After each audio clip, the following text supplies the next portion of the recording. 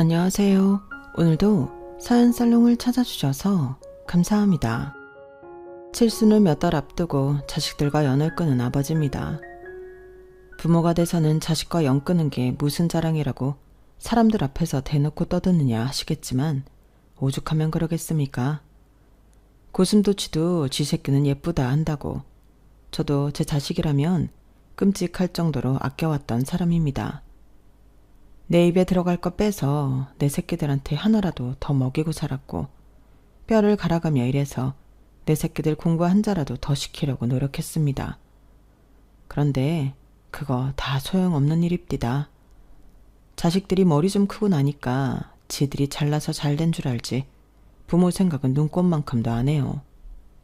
부모는 지들이 돈 달라면 주고 집 사달라면 사주고 땅 사달라면 땅도 퍼주는 호구인 줄 알더라니까요. 100번 양보해서 내 새끼 위한 거니까 해줄 수도 있다 칩시다. 그런데 그래도 지 애비가 오늘 내일 하는데 병원엔 코빼기도 안 보이고 유산 받을 생각만 하는 놈들을 언제까지 자식이라고 떠받들 수 있겠습니까? 아마 모르긴 해도 이 방송에 나가고 나면 자식놈들도 땅을 치고 후회할 겁니다. 하지만 그놈들도 알아야 해요. 버스 떠난 다음에 손 흔들어 봤자 소용없다는 걸요. 저는 밥 굶지 않고 사는 게 평생 소원일 정도로 찢어지게 가난한 집에서 태어났어요. 위로 형과 누나가 6이 있고 밑으로는 남동생이 하나 있었는데 6.25 전쟁 중에 큰형과 둘째 누나가 세상을 떠나서 내가 떠났을 땐 위로 4명만 남아 있었어요. 그러다 국민학교에 다니던 무렵 월남으로 파병 나갔던 셋째 형마저 전쟁터에서 세상을 떠나면서 팔남매였던 우리 형제는 5남매가 되어버렸습니다. 자식을 앞서 보낸 부모님은 남은 자식들이라도 건사하려고 무진장 노력을 하셨지만 없는 살림에 아무리 발버둥 쳐도 나아질 기미가 안 보였어요. 할 수 있는 게 농사밖에 없는 깡촌에서 돈을 벌면 얼마나 벌 수 있었겠어요. 땅 한마지기 없이 남의 땅을 부쳐먹는 형편이니 밥은 제대로 먹고 살았겠습니까? 허구한 날 굶고 풀떼기나 뽑아먹는 실정이었죠. 그나마 둘째 형이 외지로 나가 돈을 벌기 시작하면서부터는 그래도 굶는 날보다 굶지 않는 날이 더 많아졌어요. 없는 집에서 맞이 대신 맏딸 노릇을 해야 했던 둘째 누나는 고생을 참 많이 했습니다. 돈에 팔려가다시피 동네에서 소문난 남봉꾼한테 시집을 갔는데 허구한 날 맞아서 얼굴에 멍이 가실 날이 없었거든요. 그래도 누나를 그렇게 때린 뒤에는 지도 미안한 건 알았는지 누나 손에 쌀이며 곡식을 지어주곤 친정에 다녀오라고 하더라고요. 눈탱이가 밤탱이가 되어가지곤 그래도 식구들 먹일 생각에 한 걸음에 집으로 달려오던 누나를 생각하면 아직도 가슴 한구석이 시려옵니다. 제가 고등학교 입학을 앞두고 집안 형편이 어려워 학업을 포기해야 했던 그때도 동생 공부를 시키겠다고 남편한테 통사정을 해서 등록금을 마련해줬는데 그때 누나 얼굴을 아직도 잊을 수가 없어요. 매형한테 얼마나 맞았는지 한쪽 눈이 떠지지 않을 정도로 보랏빛으로 퉁퉁 부어 있었거든요. 어린 나이에 학교를 다닐 수 있게 됐다는 기쁨도 잠시 그 꼴을 보고는 도저히 참을 수가 없더라고요. 그 길로 매형한테 달려가 우리 누나가 맞은 것 이상으로 정신없이 패버렸습니다. 그때 누나가 울면서 저를 말리더군요. 상철이 너 네가 뭔데 내 남편을 때려? 네가 깡패야? 건달이야? 한 번만 더 내 남편한테 손대봐. 이 사람 죽으면 그때 너 죽고 나 죽는 거야. 그래도 남편이라고 몸으로 막아서며 악을 쓰는 누나를 보니 정신이 확 들더군요. 내가 무슨 짓을 벌였는지 그제야 파악이 된 저는 그 길로 뛰쳐나와 서울로 도망쳤습니다. 주머니에 누나가 마련해준 등록금이 있던 탓에 서울로 가는 기차표도 사고 한동안 배는 곪지 않았지만 길을 가다 경찰만 보면 심장이 철렁 내려앉는 기분이었어요. 혹시라도 매형이 잘못된 건 아닌지 아니면 매형이 정신이 들자마자 경찰에 신고한 건 아닌지 걱정이 꼬리를 물고 이어져서는 하루도 마음 편할 날이 없었어요. 그 걱정에서 벗어날 수 있었던 건 그 후로 2년쯤 지나고였습니다. 당시 저는 남대문 시장에서 지게 나르는 일을 하고 있던 때였는데 서울로 수학여행을 온 친구 녀석을 우연히 만나지 않았겠습니까? 녀석 말로는 그때 그 일로 매형은 한동안 병원 신세를 져야 했고 사돈댁에선 깡패 새끼를 자식으로 둔 집구석이랑은 사돈 못한다며 저희 누나를 친정으로 보냈다더군요. 그래도 산 정에 있어서 그런가 네 매형이 니네 집까지 찾아가 다시 데려가더라. 지도 그간 한 짓거리가 있는데 어린 처남한테 맞아서 쥐어 터졌다고 조강지처를 벌이는 게 말이 되냐? 맞은 걸로 치면 네 누이가 훨씬 더 많이 맞고 살았는데. 그렇게 정리됐으니까 시간 나면 한번 집에 내려와라. 언제까지 이러고 살 순 없잖냐. 친구는 말에 그간 가슴을 묵직하게 누르던 돌덩이가 사라지긴 했지만 그렇다고 고향으로 갈 수는 없었어요. 저 때문에 누나도 그렇고 부모님도 그렇고 그 고생을 하게 만들었는데 무슨 낯짝으로 가겠어요.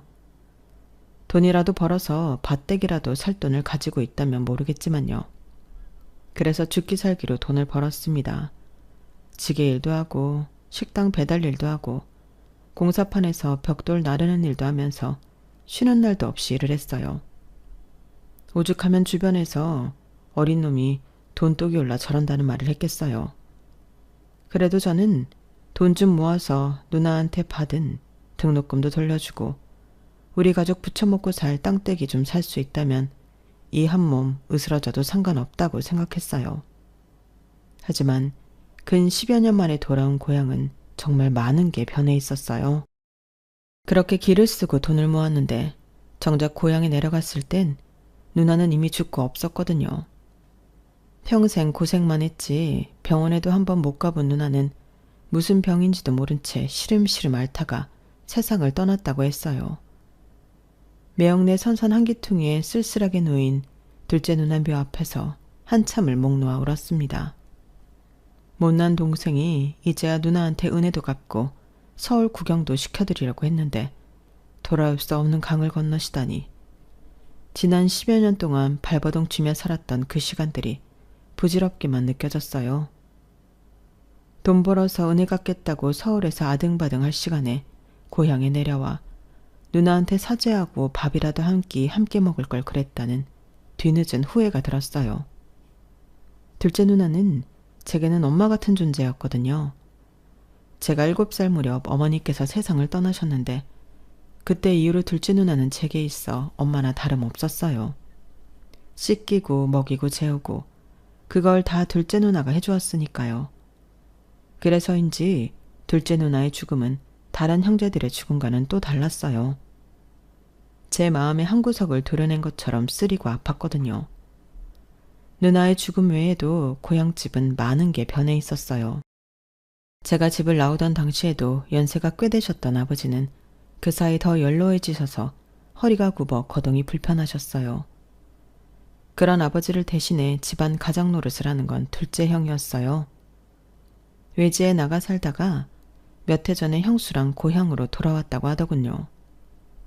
막내 여동생은 농사일을 도우며 집안 살림을 맡아 하고 있었어요. 그런데 다들 자기 자리를 지키고 살아가는 걸 보니 이상하게 서운한 마음이 들더라고요. 아마도 내 빈자리가 하나도 보이지 않아서 그랬나 봅니다. 고향에 다녀온 뒤 한동안 일이 손에 잡히지 않았어요. 살아가야 할 이유를 잃은 사람처럼 마음이 허공에 뜬 채로 도무지 마음을 잡을 수가 없었어요. 그때 저를 잡아준 건 제 아내였습니다. 아내는 제가 공장에서 일하던 시절 만난 사람인데 제가 속해 있던 미장팀이 밥을 대고 먹던 밥제 딸이었어요. 고향에 다녀온 뒤로 일도 손에 안 잡히고 사는 게 사는 것 같지 않던 시절이었는데 그때 아내를 처음 보고는 텅 빈 것 같던 마음이 채워지는 기분이었어요. 아침 일찍 팀원들이랑 밥을 먹으러 식당 문을 열면 벚꽃처럼 환하게 웃어주며 맞아주는 아내 모습에 가슴이 설렜었죠. 제 앞에는 계란 후라이도 더 부쳐다 주고 제국에는 고기도 훨씬 더 들어있어서 아내도 나와 같은 마음이라는 걸 알 수 있었어요. 식사를 마친 제게 수줍게 커피 믹스를 건네는 아내가 어찌나 예쁘던지 공사가 끝나고 다른 지역으로 옮겨야 해서 마지막으로 밥을 먹으러 가던 날 아내한테 사귀자고 했습니다. 내가 딴 건 몰라도 굶기지 않을 자신은 있어요. 난 내 식구는 절대 안 굶깁니다. 학벌도 없고 가진 것도 없지만 내 사람은 절대 눈에 눈물 안 뽑고 살 자신도 있어요. 그쪽도 나한테 마음이 없는 건 아닌 것 같은데 나 한번 믿어봐요. 당장 살림 합치자는 게 아닙니다. 딱 3개월만 나랑 만나봐요. 그때 가서 이놈은 아니다 싶으면 내가 더는 안 조를게요. 어때요? 아내는 수줍어서 눈도 못 마주치면서도 내가 싫지 않은지 고개를 끄덕여 주었어요. 그렇게 아내랑 3개월 남짓 만나는 동안 지난 10년 동안보다 훨씬 더 서울에 대해 많이 알 수 있었어요. 지금은 사라지고 없는 옛 조선 총독부 건물에 있던 국립중앙박물관에도 가보고 지금은 옛모습으로 복원됐으나 당시엔 동물원과 놀이시설이 있었던 창경원에도 가보고 서울의 상징이라고 할 수 있는 남산타워도 그때 처음 가봤어요. 서울 곳곳에 이렇게 멋진 곳이 많은 줄 그제야 처음 알았을 정도로 저는 그동안 돈 버는 데만 혈안이 돼서 살았던 거예요. 그러다 아내를 만나 사는 재미도 느끼고 열심히 번 돈을 함께 쓸 사람이 있다는 게 얼마나 행복한 건지 새삼 느낄 수 있었습니다. 처음 3개월만 만나달라고 했던 것과 달리 우리 부부는 사귄 지 3개월 만에 살림을 차렸어요. 지금이야 결혼식 한 번 하는데 수천에서 수억을 쓴다고 하지만 그때는 그런 게 어딨나요. 여유가 되면 예식장에서 하고 형편이 안 되면 그냥 혼인신고만 하고 사는 거죠. 게다가 장인 장모님이 실향민이라서 처가 쪽에 부를 식구들도 없었어요. 저희 쪽도 딱히 부를 친척이 없는 건 마찬가지였고요. 그래서 월세방 하나 구해서 신혼살림을 차렸습니다. 그 작은 방에 살면서 시골에서 막내 여동생이 올라오면 같이 지내고 고향 친구놈들이 찾아오면 며칠이고 집에 재워주곤 했으니 우리 집사람 성격이 참 무던한 사람인 거죠. 아내는 하루 종일 장인어른이 하시는 식당에서 일을 하고도 제가 일 끝날 시간이 되면 집으로 달려와 따뜻한 저녁상을 차려주고는 다시 가게로 일하러 가곤 했어요. 없는 살림이라 철마다 옷을 사입을 형편은 안 됐지만 아내가 옷이며 속옷이며 늘 깨끗하게 빨아서 뽀송뽀송하게 말려준 덕분에 삼성과 이병철 회장이 부럽지 않을 정도였어요. 솔직히 저는 태어나서 이렇게 극진한 대접을 받아본 적이 없었기 때문에 아내의 손길이 닿은 모든 게 다 고맙기 그지 없었습니다. 생활력도 있고 살림도 잘하는 아내는 결혼하고 이듬해 아들까지 제 품에 안겨주었습니다. 출산한 뒤에도 애 우는 소리에 제가 깰까봐 우는 애를 안고 집 앞 골목을 서성이던 아내 모습은 아직도 잊을 수가 없어요. 공사판에서 하루 종일 일하는 사람 잠이라도 편히 자야 하지 않겠냐며 자기는 신경 쓰지 말라고 하는데 이런 착한 아내를 어떻게 고생을 시킵니까? 업고 다녀도 모자랄 사람을요. 결혼 전에 고생 안 시키겠다고 약속을 했지만 그 마음을 다잡은 건 전적으로 아내 때문이었어요. 남들 쉴 때도 내 몸 한 번 더 움직여서 몇 푼이라도 더 버는 게 내 아내를 고생에서 벗어나게 하는 유일한 돌파구다 생각하고 정말 돈에 미친놈처럼 죽어라 일해서 돈을 모았습니다. 그런데 일당 받아오는 돈 모으는 것만으로는 가난을 면하기 힘들겠다는 생각이 들더라고요. 난 혼자 몸이 아니라 업체를 만들어 직원을 열어두고 일을 하면 훨씬 더 큰 공사도 딸 수 있고 그러면 버는 돈의 규모도 달라지니까요. 그렇게 시작한 사업은 미장일은 물론 중장비까지 영역을 넓혀서 15년 만에 작은 건설사로 발전했습니다. 비록 대기업 하청을 받아 공사를 하는 회사긴 했어도 한창 아파트 붐이 있었던 덕에 재미 좀 볼 수 있었어요.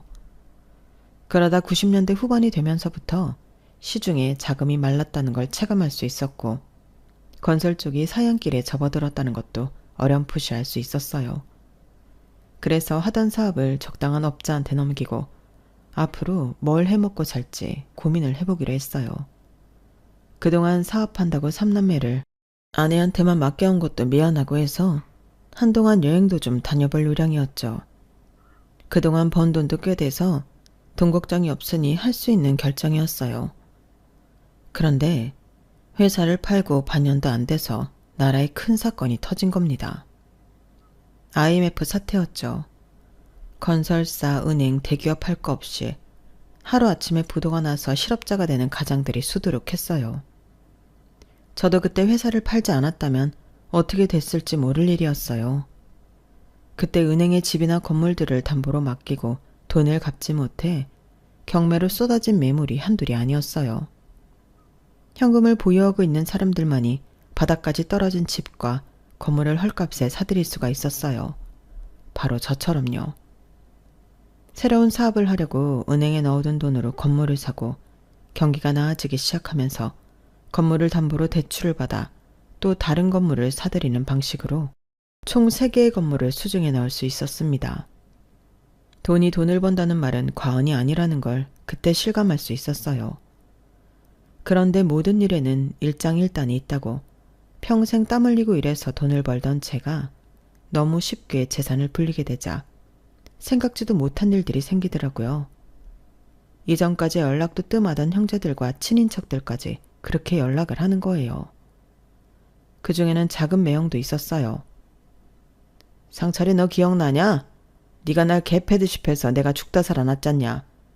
남이라면 병원비에 위자료까지 죄 받아냈겠지만 네 누나가 어린 놈 인생 한번 살려달라고 그렇게 빌어서 내가 꾹 참고 봐줬다.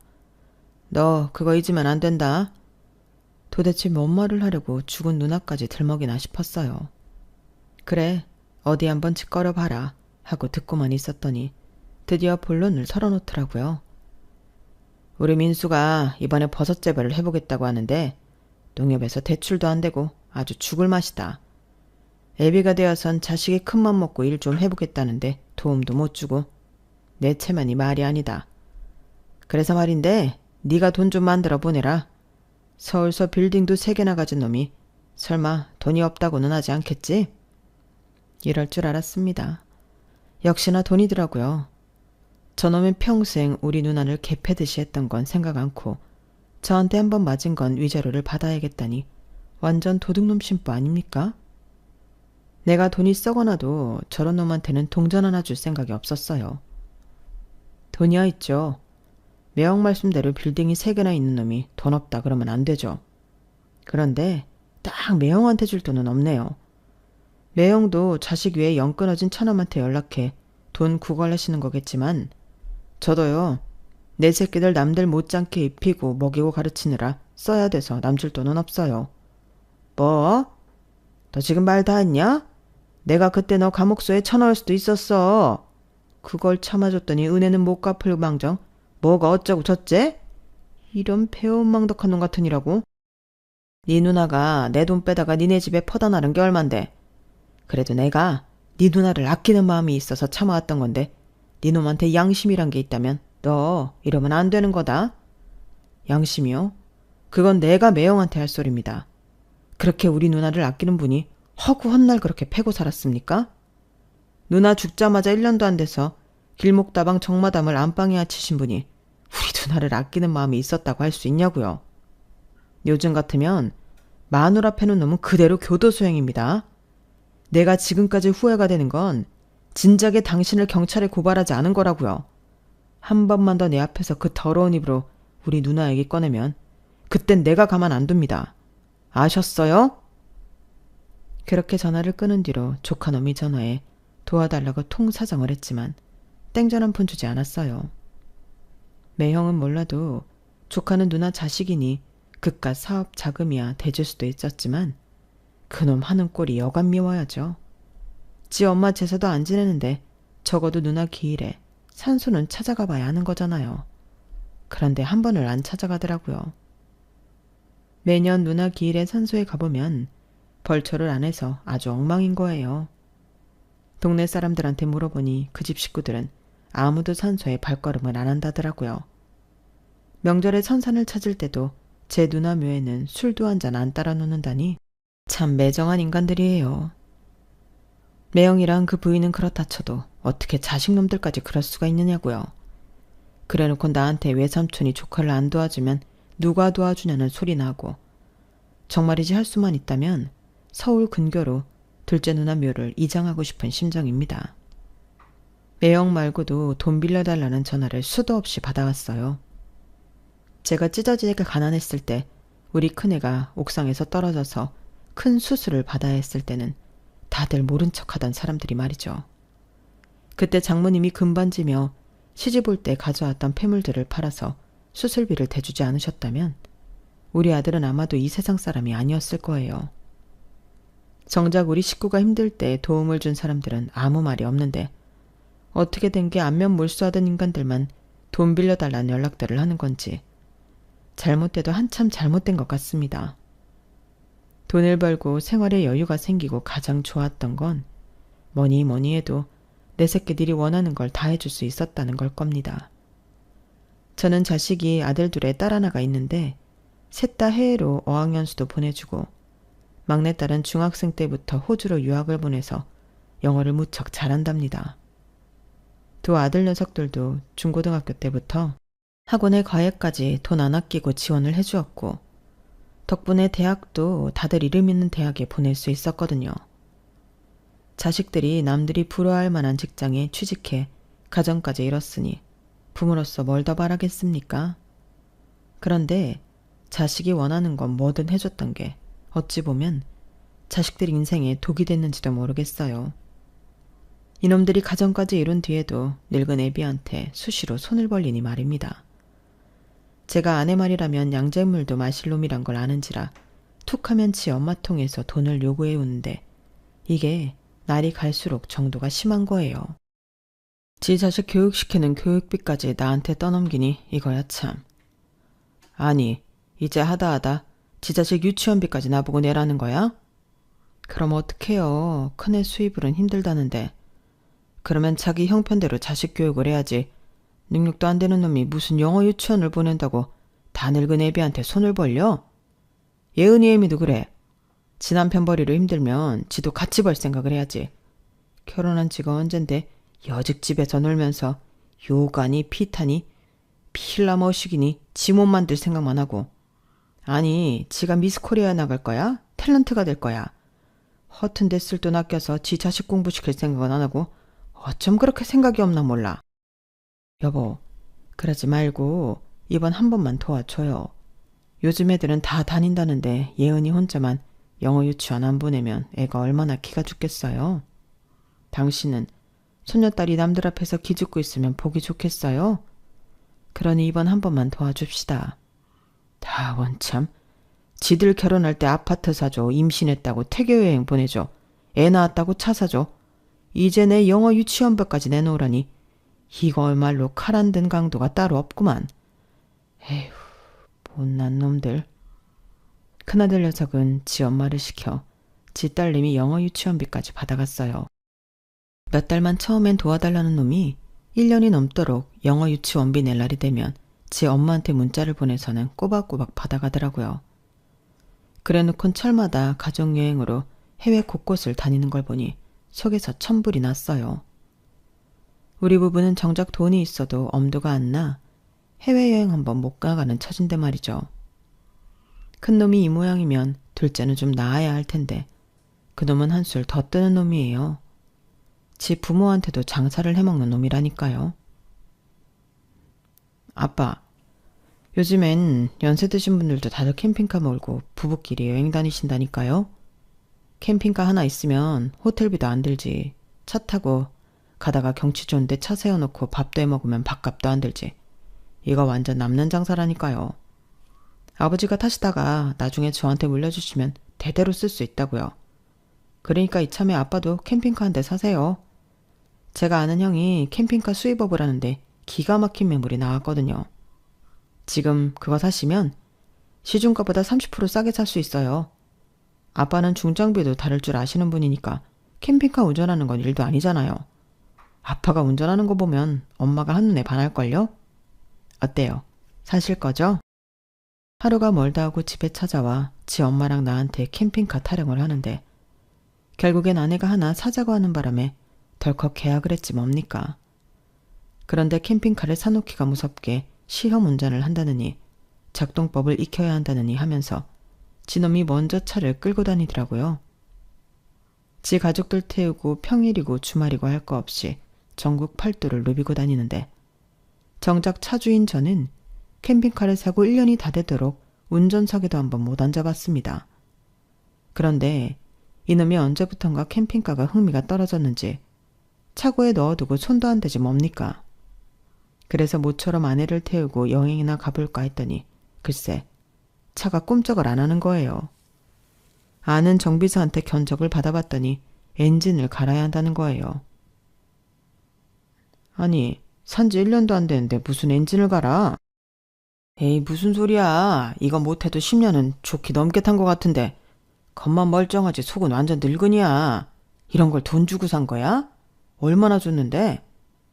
아들놈이 신형이라고 했던 캠핑카는 겉만 번지르르한 중고였고 그나마도 아들놈이 엉망으로 타고 다닌 탓에 엔진이고 그 밖에 부품이 마모돼서 폐차를 해야 하는 상황이었어요. 알고 보니 둘째 놈이 지가 아는 중고상하고 짜고는 지 애비를 상대로 사기를 친 거였어요. 지 애비 돈을 수천만 원이나 꿀꺽하고도 용서를 빌기는커녕 뻔뻔하게 나오는 꼴을 보니 혈압이 올라서 사기로 고소를 하겠다고 으름장을 놨습니다. 그랬더니 뭐라는 줄 아십니까? 아빠, 아무리 그래도 그렇지 돈 몇천에 자식을 고소하겠다는 게 말이 돼요? 애초에 아빠가 형한테 하신 만큼 저한테도 신경 써주셨으면 제가 이런 짓까지 하겠습니까? 저도요, 이렇게까지 하고 싶진 않았다고요. 이놈아, 내가 뭘 네 형한테만 해줬다는 거냐? 너나 네 형이나 결혼할 때 똑같이 아파트 사주고 애 낳았을 땐 차도 똑같이 사줬는데 뭐가 부족하다고 그래? 참, 아빠, 아파트라고 다 같은 아파트입니까? 형은 강남에 있는 아파트 사주고 저는 강북에 있는 그지 같은 동네에 사주셨잖아요. 그게 지금 가격 차가 얼마나 나는 줄 아세요?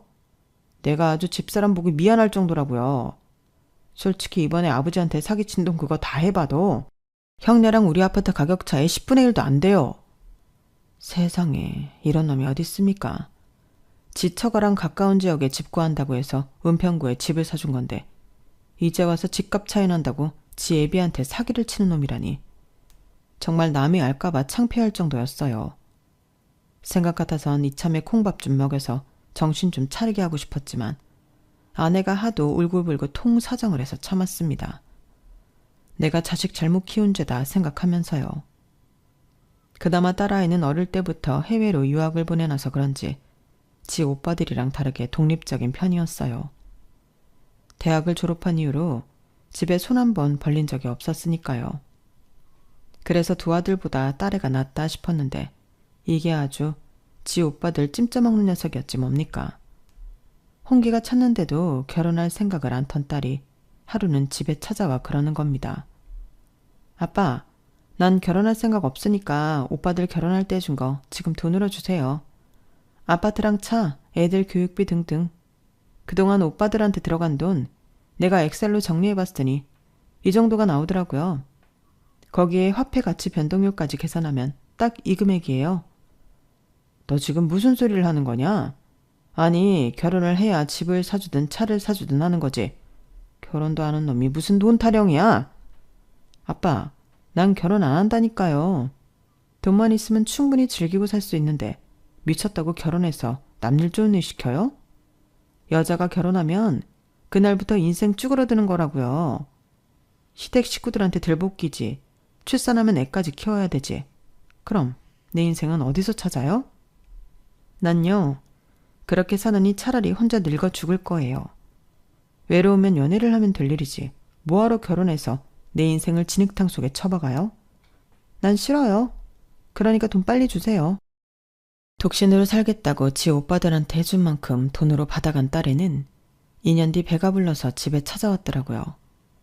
애 아빠는 말해줄 수 없다며 애는 자기 혼자 키울 생각이라고 애랑 살 집을 마련해달라나요?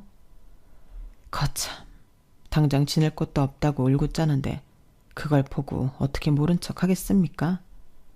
딸아이 살집이랑 산후조리원까지 다 내 돈으로 해줄 수밖에요. 그런데 남편도 없이 살겠다는 딸아이 때문에 정말 고생한 건 바로 제 아내였어요. 세상에 어느 부모가 미혼모로 살겠다는 딸을 두고 두 다리 뻗고 살 수 있겠습니까? 밤낮 없이 딸아이 집에 드나들면서 손주도 봐주고 딸아이 밥도 챙겨 먹이고 그러고도 유별난 딸아이 트집에 좋은 소리 한번 못 듣고 살았습니다. 애한테는 유기농 채소만 먹여라. 소고기는 한우만 먹여라. 이거 해라 저거 하지 마라. 상전도 이런 상전이 없었어요. 그렇게 딸자식 시집살이를 하던 아내는 6년 전 대장암으로 세상을 떠나고 말았습니다. 아내가 죽고 나자 한동안 살고 싶은 생각도 들지 않았어요. 그 큰 집에 혼자 덩그러니 앉아서 하루가 가기를 기다리는 것밖에는 아무런 낙이 없었어요. 그렇게 일주일이 지나고 보름 한 달이 지나도록 저희 집을 찾는 사람은 아무도 없었습니다. 아내가 매일같이 쓸고 닦아가며 반들반들하게 광을 내놓았던 집은 어느새 먼지가 앉고 때가 타서 엉망이 되어버릴 무렵 절대로 울리지 않을 것 같던 초인종이 울렸습니다. 혹시나 자식놈들 중 하나가 찾아왔나 해서 문을 열었더니 웬 중년 여성과 낯선 청년이더라고요. 주민센터 직원과 함께 저희 집을 찾아온 청년은 근처 대학 사회복지학과 학생이라고 했어요. 다짜고짜 자기들이 도울 게 있을까 해서 왔다길래 도대체 어떻게 알고 우리 집에 찾아왔느냐고 했더니 제가 사는 아파트 상가 마트 주인이 알려줘서 왔다더라고요. 어르신께서 매일 라면 만드신다고 아파트 상가분이 그러시더라고요. 사모님이 돌아가신 지 얼마 안 됐다고 들었어요. 그러고 보니 아내가 세상을 떠난 뒤로 입맛도 없고 딱히 해먹을 줄 아는 것도 없어서 매일같이 마트에서 라면을 사다 먹었더니 그걸 보고 주민센터에 연락한 모양이더군요. 내 자식들도 나 몰라라 하는 판에 이웃이 라면만 먹는 걸 보고 주민센터에 대신 도움을 청해주다니 그래도 아직은 인정이 있는 세상이다 싶었어요. 어르신, 제가 도와드릴 테니까 인터넷으로 돌봄 서비스 신청을 하세요. 그래야 정식으로 도움을 받을 수 있어요. 젊은 청년은 자신이 들고 온 전자기기를 꺼내 저 대신 독거노인 돌봄 서비스를 신청해 주었어요. 그리고는 그날 이후 민석이라는 청년은 매일같이 우리 집에 찾아와 밥은 먹었는지 필요한 건 없는지 물어가며 집 청소도 도와주고 저를 데리고 근처 공원으로 산책도 가주곤 했습니다. 처음엔 청년의 방문이 불편하기만 했던 저도 조금씩 청년과 서스럼 없이 지내게 되었고 그러는 사이 청년은 대학을 졸업하고 정식으로 사회복지사가 되었어요. 자기 관할구역이 아님에도 매일같이 출퇴근길에 찾아와 말벗도 해주고 같이 밥도 해먹는 사이가 되었죠. 도대체 어떤 부모 밑에서 가정교육을 받고 자랐길래 이리도 바르게 자랐나 싶어 하루는 부모님은 뭐 하는 분이냐고 물었더니 부모님이 안 계세요. 태어나자마자 시설에 버려졌거든요. 아니, 그럼 내 코가 석잔데 남을 돕겠다고 그런 일을 한다는 거야? 아이고 참. 민서가 누가 누굴 돕는다고 그래. 기껏 힘들게 공부를 했으면 남들보다 잘 살 궁리를 해야지. 어르신, 저 잘 살고 있어요. 후원자분들 도움으로 대학도 다녔고요. 이렇게 사회복지사도 됐잖아요. 제가 지금 이렇게 한 사람 몫을 하고 살 수 있는 건 다 후원자분들과 국민들 세금 덕분이에요. 그러니 제가 받은 거 이제는 저도 갚고 살아야 할 거 아닙니까? 민석이 말을 듣는 순간 망치로 머리를 한 대 맞은 기분이었어요. 그동안 남들보다 잘 먹고 잘 입고 살겠다고 아등바등 돈을 모아왔던 제 자신이 부끄러울 정도였어요. 쥐뿔도 없이 서른을 바라보는 나이에 고시원에 살면서도 남들한테 받은 걸 갚을 수 있다고 좋아하는 민석이가 저보다 훨씬 어른스러워 보였습니다. 그래서 나도 이젠 좀 달라져야겠다는 생각을 했습니다. 먼저 민석이한테 고시원을 나와 우리 집에서 같이 살자고 했어요. 집도 크고 빈 방도 많은데 한 사람 더 들인다고 뭐가 달라지겠어요? 그렇게 민석이랑 한 집에 살면서 나도 사회를 위해 뭘 할 수 있는지 많은 생각을 했습니다. 부모 없이 자라는 아이들을 위해 시설에 기부도 하고 무료 급식소에 쌀도 보내고 학비가 부족한 애들을 위해 대학에 장학금도 보내줬습니다. 살면서 돈 쓰는 게 하나도 아깝지 않았던 건 그때가 처음이었어요. 그렇게 몇 년을 민석이랑 함께 살다가 녀석이 결혼을 하면서 다시 혼자가 되었습니다.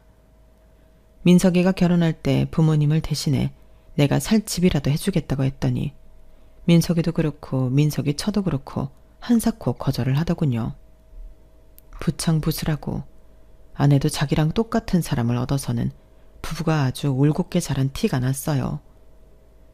결혼한 뒤에도 민석이랑 민석이 처가 수시로 집에 드나들며 반찬도 해다 나르고 딸아이를 출산한 뒤에는 늙은이 척척할까봐 애도 데리고 와서 재롱도 보여주고 했어요.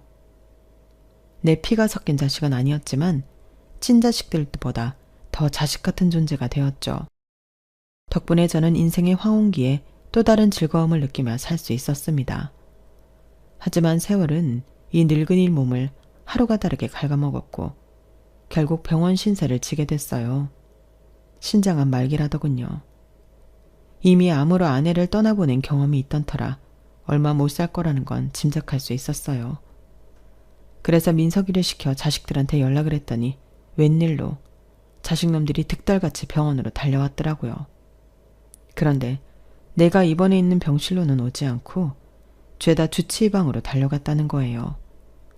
애비 병세가 어떤지 알아야 하니 그런 걸 거라고 생각하고 자식놈들을 기다리고 있었는데 아무리 시간이 지나도 한 놈도 코빼기를 보이지 않지 뭡니까? 그때 쎄한 기분이 들면서 이놈들이 뭔 생각을 하는지 알 수 있었습니다.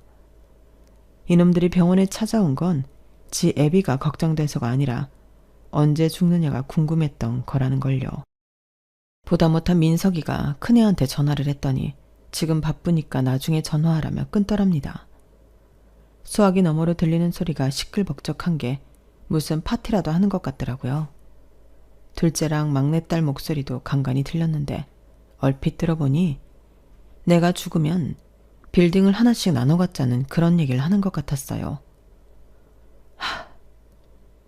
지 애비가 암에 걸려 오늘 내일 하는 판에 유산 받을 생각에 파티를 벌이는 자식들이라니. 이런 걸 그동안 내 등골 빼가며 키웠다는 게 그렇게 후회가 될 수 없었어요. 그래서 변호사를 불러 유언장을 만들었습니다. 그리고는 서류 정리가 다 끝난 그날 자식들을 불러 유언장을 공개했어요. 변호사 전화를 받고 병실로 달려온 자식들은 제가 이미 죽은 줄 알고 있었는지 병실에 들어와 멀쩡한 나를 보고는 귀신이라도 본 표정들이더라고요. 놀랄 거 없어. 죽기 전에 내 손으로 유산 정리하고 싶어서 부른 거니까. 다들 정신 사나우니까 문과에 서 있지 말고 들어왔으면 앉아라. 그렇게 자식들을 한자리에 앉혀놓고 변호사를 시켜 유언장을 낭독하게 했습니다. 결론적으로 제가 가진 빌딩 중 2개는 팔아 재단을 만들고 그 재단은 민석이가 관리하게 했습니다. 민석이가 자랐던 것 같은 보육시설에 후원을 하고 부모 없는 애들이 자립할 수 있게 도움도 주고 학비도 대주는 일을 하라고요. 그리고 남은 빌딩 하나는 제가 입원해 있는 병원에 기부하기로 했습니다. 수술비가 없어서 고생하는 환우들한테 수술비도 대주고 의료보험이 적용 안 되는 고가의 약이 필요한 환자들한테는 약값도 대신 대주라고요. 그리고 제가 살던 아파트는 민석이 앞으로 해주었습니다. 세금은 건물 2개 판돈에서 떼어 이미 납부한 상태고요. 여기까지 발표를 하자 자식놈들이 득달같이 달려들더군요. 아버지, 지금 뭐 하시는 거예요? 자식이 3이나 있는데 그 많은 재산을 죄다 남한테 준다고요? 그럼 우리는요? 아버지 자식인 우리는 뭘 가지란 거냐고요? 형 말이 맞아요. 어떻게 아버지가 우리한테 이러실 수가 있어요? 피도 안 섞인 저 인간한테는 재단도 맡기고 집도 주면서 왜 우리한테는 10원 한 장 안 주냐고요? 이건 무효예요. 절대 받아들일 수 없다고요. 오빠들 진정해. 법적으로 우리가 받을 수 있는 금액이 있으니까. 아빠가 이렇게 나오면 우리가 소송을 걸어서라도 받아내자고. 막내딸은 지 오빠들보다 이성적으로 나왔어요. 하지만 이어진 변호사의 말에 지 오빠들처럼 미쳐 날뛰기 시작하더군요. 그동안 아버님으로부터 증여받은 아파트, 차, 그 밖에 거액 현금들을 따져볼 때 소송을 하셔도 딱히 받으실 금액이 없으실 겁니다. 특히 따님은 2 오빠들보다 2배는 더 가져가셨기 때문에 더더욱 그렇죠. 다른 로펌을 찾아가 상담을 하셔도 마찬가지일 겁니다. 변호사의 말에 자식들과 며느리들은 하늘이 무너진 것처럼 망연자실한 표정이었어요. 막내딸은 방방 뛰며 울고불고 난리였고요. 그동안 내가 니들한테 너무 많은 걸 줬어. 그러지 말아야 했는데 말이다. 늘 받고만 살다 보니 니들은 받은 거에 대해 고마워하는 마음도 없잖니. 이 예비가 마지막 하는 길에 내 자식들한테 그동안 못했던 참교육을 하려는 거니까 그렇게들 알고 돌아가거라. 그리고 똑똑히 들어라. 부모는 니들이 필요할 때마다 돈을 꺼내 쓸 수 있는 지갑이 아니란다. 부모 자식 간에도 주고받는 게 있어야 하는데 니들은 나한테서 받아가기만 했지 가져온 게 하나도 없어. 그러니 이참에 니들이 어떻게 살았는지 반성하고 니들 자식들한테는 제대로 된 부모가 될 수 있도록 해라. 얘기 끝났으니 다들 나가봐. 피곤해서 자야겠다. 한바탕 난리를 치고 난 뒤 자식들은 개별적으로 민석이한테 연락해 재단이랑 집을 내놓으라고 어르고 달래고 협박까지 했던 모양입니다. 그래서 변호사를 시켜 자식들한테 경고를 했습니다. 한 번만 더 민석이한테 연락해 협박하면 그동안 증여해준 재산도 회수하겠다고 말이죠. 그제야 자식놈들은 잠잠해질 수 있었어요. 저는 여전히 암투병 중이고 언제 세상을 뜰지 알 수 없습니다. 하지만 그래도 죽기 전에 내가 할 수 있는 일을 처리한 것 같아서 시원하기도 하고 한편으로는 마음이 무겁기도 합니다. 내 자식들은 내가 잘못 키운 탓이니 누굴 탓하겠습니까? 부디 여러분은 내 자식이 예쁘다고 내 새끼 입에만 맞는 걸 넣어주지 마시고 옆에 있는 친구들과 나눠 먹을 줄 아는 아이가 되도록 교육하시기 바랍니다. 안 그러면 저처럼 늙어서 후회하게 될지 모르니까요. 지금까지 제 사연을 들어주셔서 감사합니다. 다들 건강하시고 행복하십시오. 여러분, 사연 댓글에 응원과 현명한 조언 부탁드려요. 좋아요와 구독은 저에게 큰 힘이 됩니다. 오늘도 좋은 일 가득하세요.